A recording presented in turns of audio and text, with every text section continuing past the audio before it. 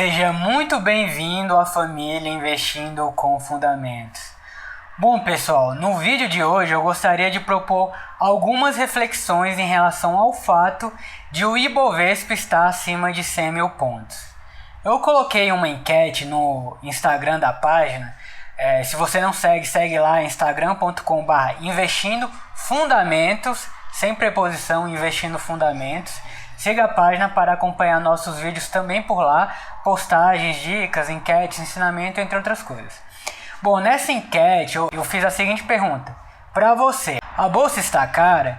Bom, foi muito par e passo, foi muito realmente assim, o resultado foi quase 50-50, foi 53% afirmou que a bolsa sim está cara, né? Com certeza, provavelmente, em virtude de todo o contexto macroeconômico que estamos passando, recessão, projeção de PIB negativa e por aí vai. E por outro lado, 47% falou que não tá caro e que ainda há novas oportunidades, há sempre oportunidades, né? Então, com base nesses valores, nesses resultados, eu gostaria de propor algumas reflexões. E aqui eu não vou falar se tá caro ou tá barato, eu vou deixar a reflexão para você. Por favor, coloque seu comentário aqui embaixo, diga se tá caro ou se tá barata, argumente se você quiser, dê o seu like aqui e se inscreva no canal. Bom, eu ontem fiz um valuation, na verdade eu tentei desenhar um valuation, né? Na verdade, quem já trabalhou com valuation sabe que é um processo bem complicado. Na verdade, é feito por uma equipe, uma empresa profissional, onde pega os contratos, estima por atividade, por contrato, as projeções de receitas futuras. Claro que uma pessoa sozinha não consegue fazer isso, né?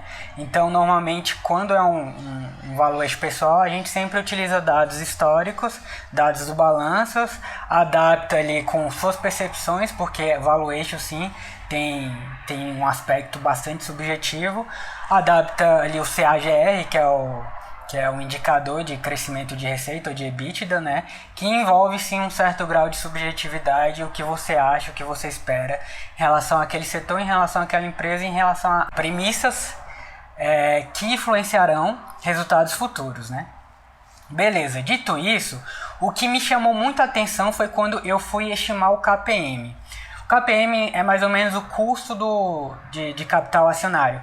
Por trás dessa teoria tem toda uma relação de custo de oportunidade em relação ao acionista, em relação a outros investimentos futuros. Qual o risco daquele acionista em aportar naquela empresa? Seria mais ou menos esse o risco do capital acionário, o modelo de KPM, que entra dentro do WOC, né, que é o custo médio ponderado de capital. Bom, você está falando grego, calma pessoal, eu prometo que eu vou deixar um pouco mais digerível tudo isso que eu tô falando, mas por enquanto deixa eu explicar um pouco mais na técnica e depois eu explico de uma forma mais neutra o que eu tô querendo dizer com isso.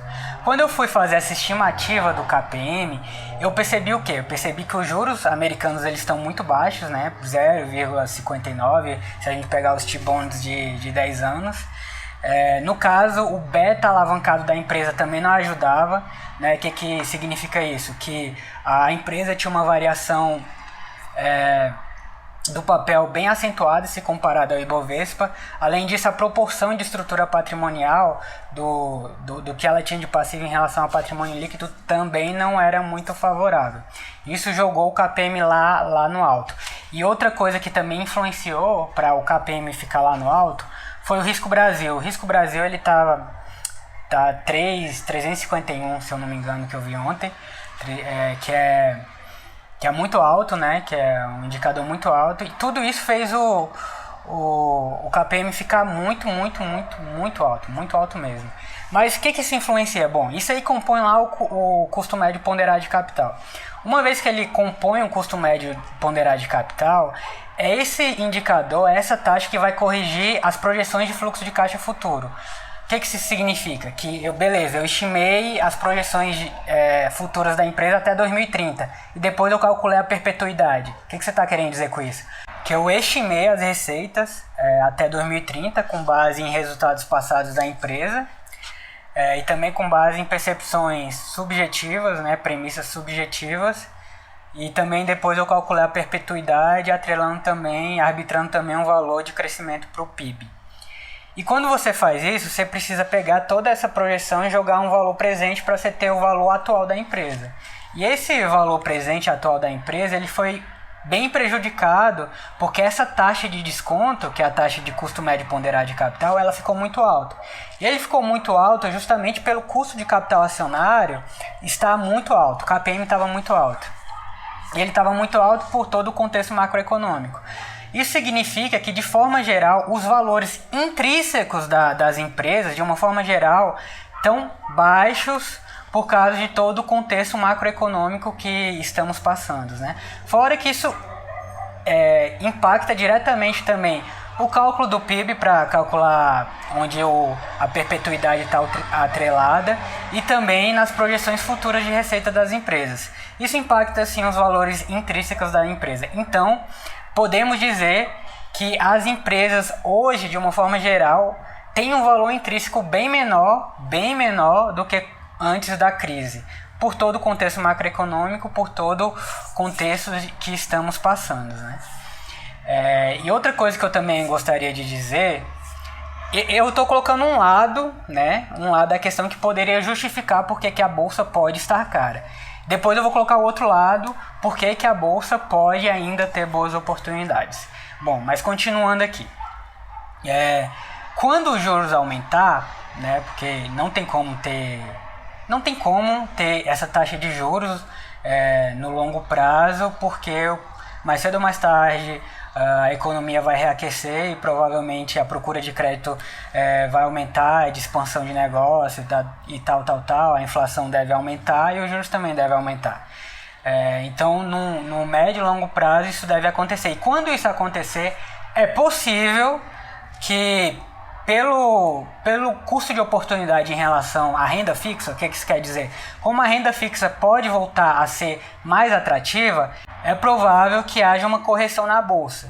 Calma, eu não estou falando que vai haver um desastre na bolsa, eu não estou falando que vai ocorrer outro coronavírus. Não, mas pode haver uma correção, isso é natural, isso é normal, né? Se você tem outro investimento que está ficando mais atrativo, que no caso são taxas de juros mais elevadas, o que aumenta a atratividade da renda fixa, é possível que haja uma correção no Ibovespa e na Bolsa de Valores. É natural isso. Mas isso não significa que isso é um colapso, que é uma catástrofe, que, nossa, meu Deus, minhas empresas vão cair. Não.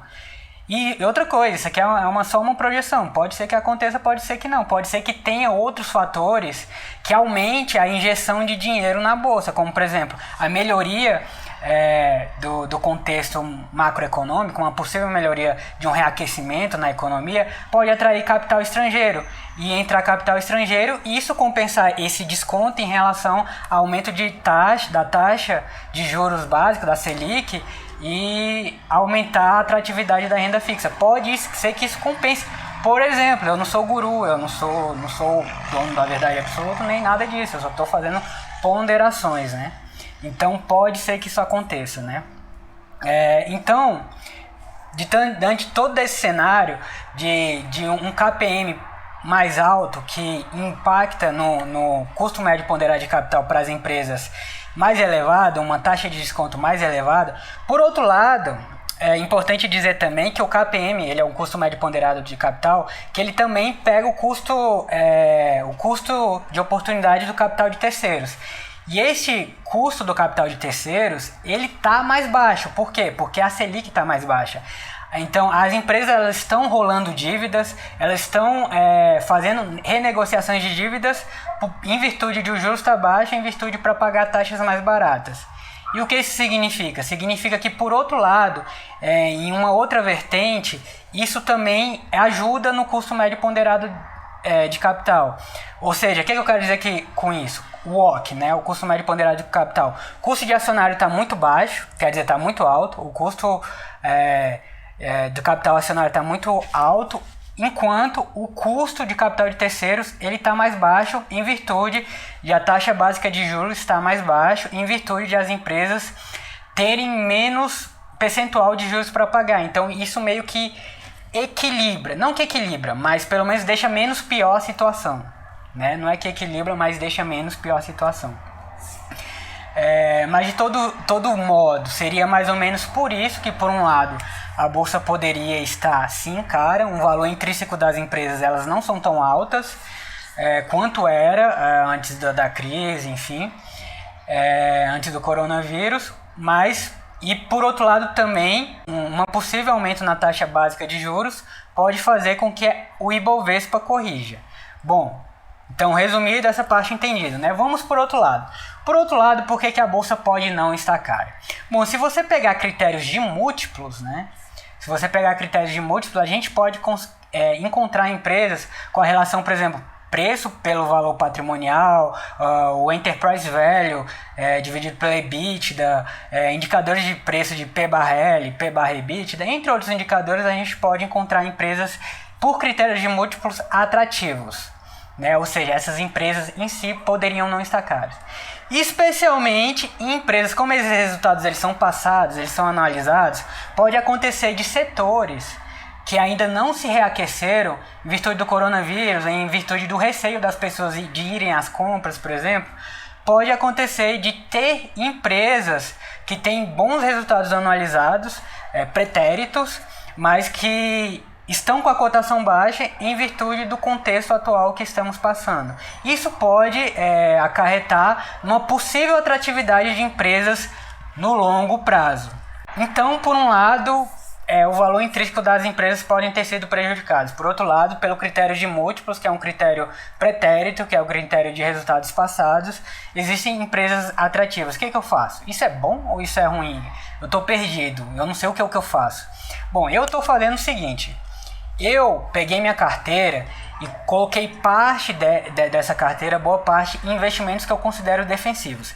Esses investimentos defensivos são, por exemplo, empresas de energia elétrica, de saneamento, agronegócios, que são setores que não foram tão prejudicados na crise, porque as pessoas sempre estão utilizando serviço de saneamento, sempre estão utilizando serviço de energia elétrica, e o agronegócio nunca teve tão forte, quer dizer, já teve tão forte, mas está forte, continua forte no Brasil, porque as pessoas precisam comer, o dólar está caro, essas empresas exportam e por aí vai.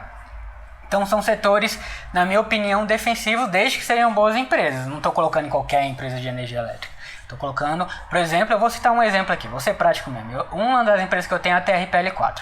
TRPL4, ela possui um beta menor do que 1 e ela caiu muito em comparação caiu pouco em comparação a outras empresas no auge da crise do coronavírus.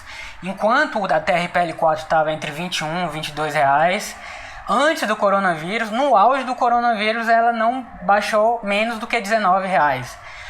Talvez 18 e alguma coisa, mas enfim, é muito pouco, caiu muito pouco se você comparar com outras empresas.